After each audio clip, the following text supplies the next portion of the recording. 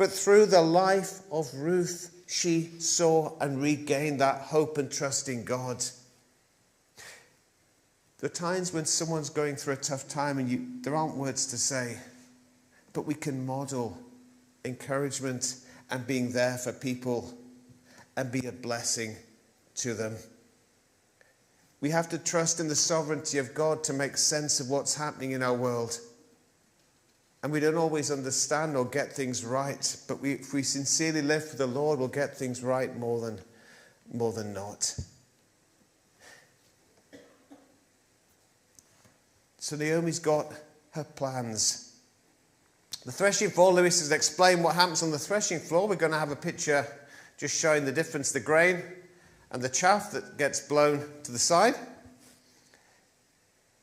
So it's tiring work. It's when the fields have been harvested, the threshing's done in the evening.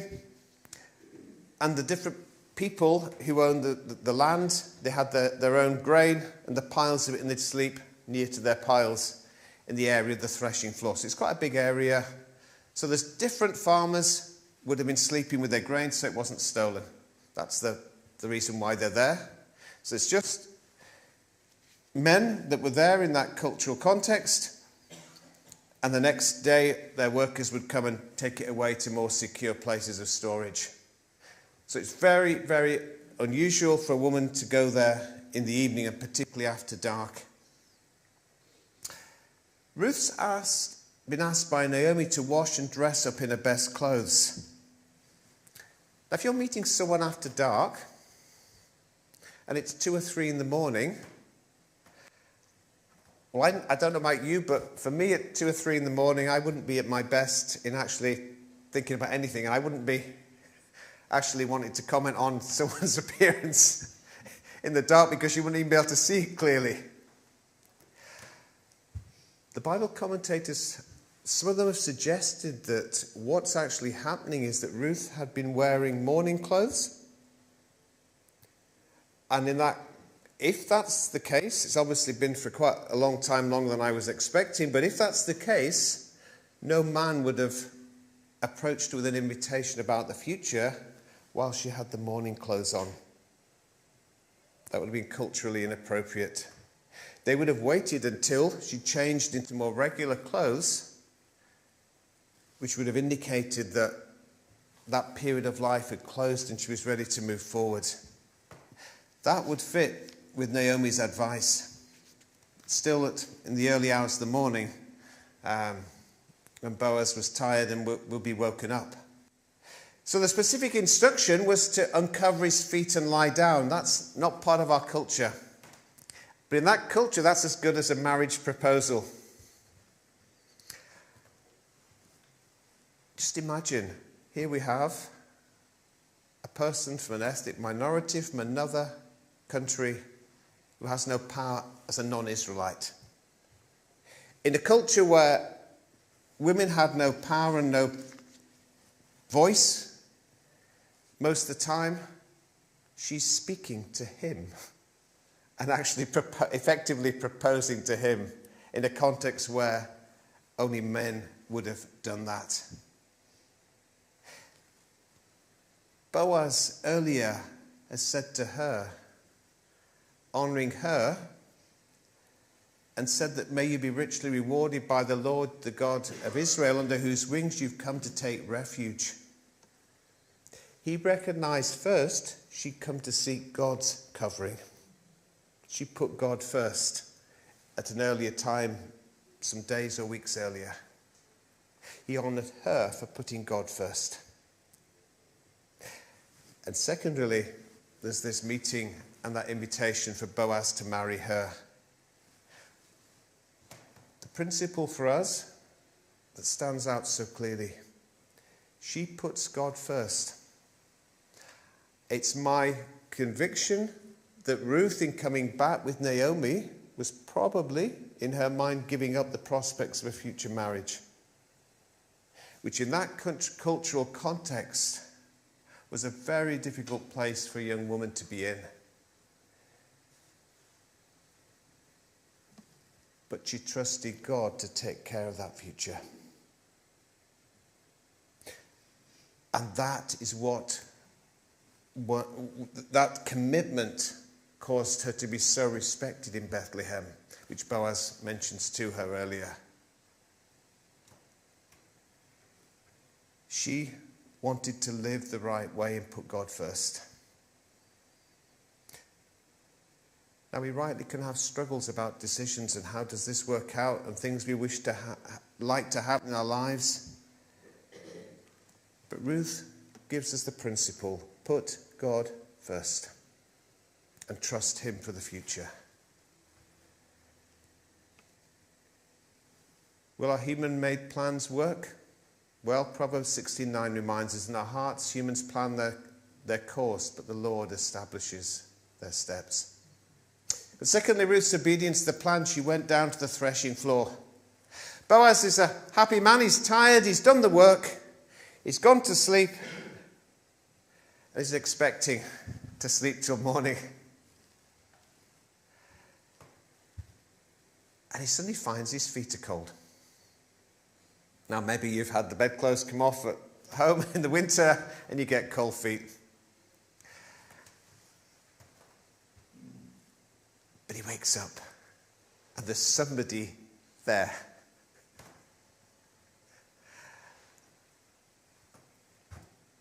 It's an incredible moment. Ruth must have been feeling so nervous before she speaks and effectively proposes to him.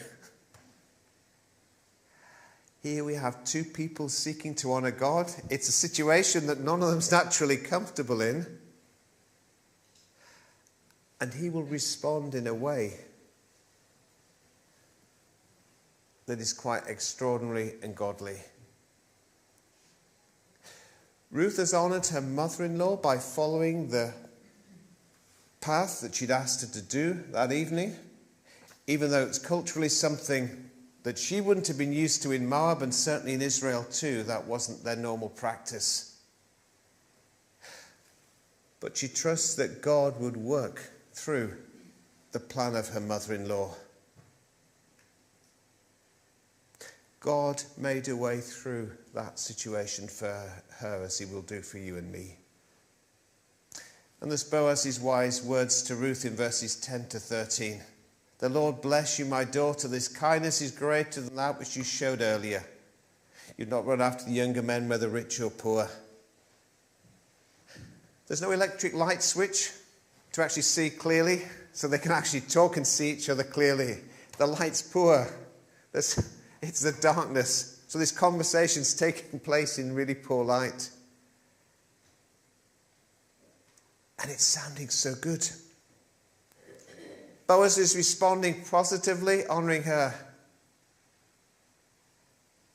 And then he says, unfortunately, there's somebody else who's ahead of me in the queue as the kinsman redeemer. This guy's got a stronger legal claim to the property and to potentially to marry Ruth. If she'd been feeling good about the conversation, suddenly that would have been a real shocker.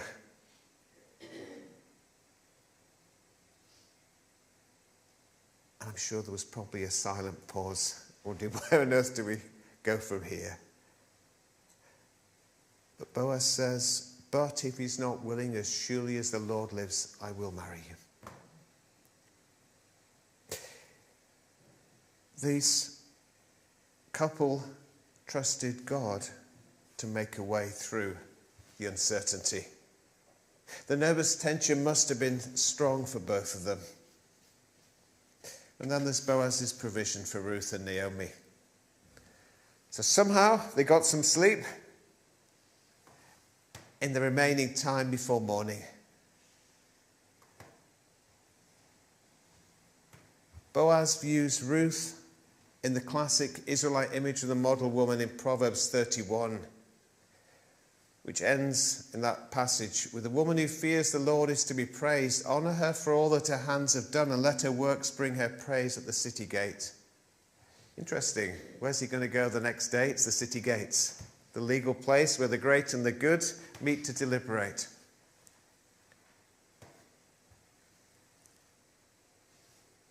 And that next day, matters will be decided. Ruth, as a woman, even if an Israelite, has no say to be at the city gates. Ruth, as a foreigner, has even less right to be at the city gates. But she's got someone there to advocate for her. And she can have confidence that her advocate will speak on her behalf.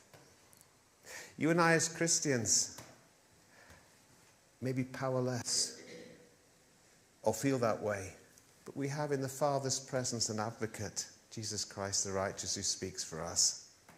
And we can have confidence in our Redeemer, who even at this time speaks for you and I. Have you trusted your Redeemer? Have you put your faith and trust in him? Even earlier in ancient history, the patriarch Job would say, I know that my Redeemer lives, and that at the end he will stand on the earth. And after my flesh has been destroyed, after my skin has been destroyed, yet in my flesh I will see God.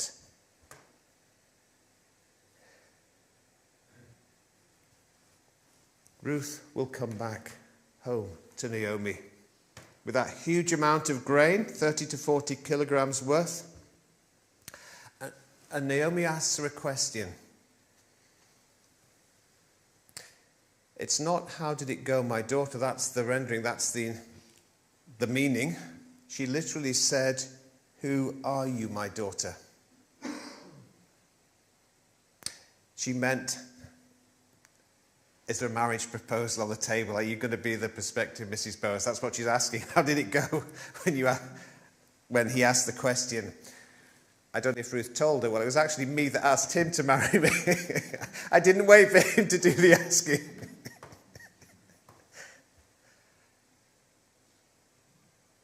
Ruth had that peace in trusting God. She trusted in her human kinsman Redeemer. And you and I can trust our heavenly Redeemer, who will advocate for us. The circumstances in life that you and I may face this week or in coming weeks may be outside our control. Maybe stuff that's scary, that's stuff that causes us to be afraid or uncertain or confused. But we can trust our Redeemer. And beyond this life, our future's secure. Because Jesus said, I've prepared a place for you, that where I am, there you may be also. So we can enter this week and into our future with confidence because our lives are secure in his hands. Have you trusted your future to him? I pray we have. Our questions reflection. What are the similarities and differences between Boaz and Jesus in the passage we've read? And what would it look like for you to trust Jesus as Ruth trusted Boaz?